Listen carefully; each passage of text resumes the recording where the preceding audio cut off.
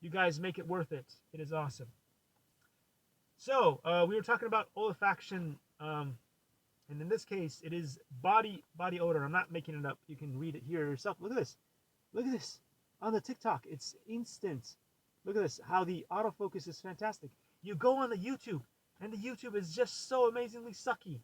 Every time I was doing these video lives, and I want to show people things on the YouTube, it was terrible. You know what? I was blaming my favorite chef, Tim Cook, saying that his camera doesn't autofocus. But guess what? All you got to do is jump over to TikTok, and things autofocus. What does that say about YouTube and its troglodyte platform? Anyway, olfaction and body odor. Putrid odor. The odor is stinking, usually seen in contagions or pestilences. Fishiness, fish-like smell, usually seen after massive hemorrhage.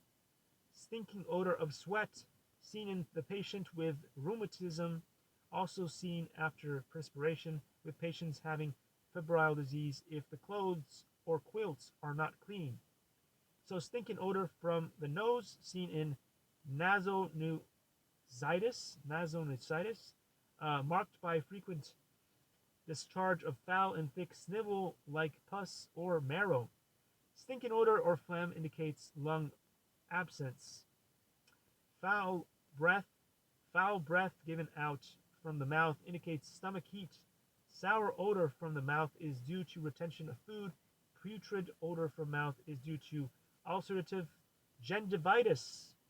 So odor of stool is also important. We must look into the odor of stools in Chinese medicine. Sour and foul odor of stool indicates retention of food in intestine. So if you're struggling with being regular, that's the problem right there. And you have fishiness of stool, a sign of intestine cold syndrome.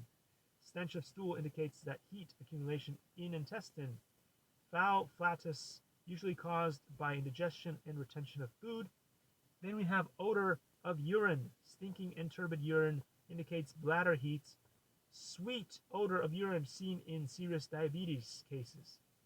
So if your urine smells too nice and sugary, you've got some issues. You may have some issues with diabetes. Odor of menstruation, foul menses, indicates heat syndrome. Fishiness of menses indicates deficiency cold syndrome. Metrorrhagia and metastasis, and extreme foul odor indicates malignant syndrome. And we have odor of leucoaura, foul leucoaura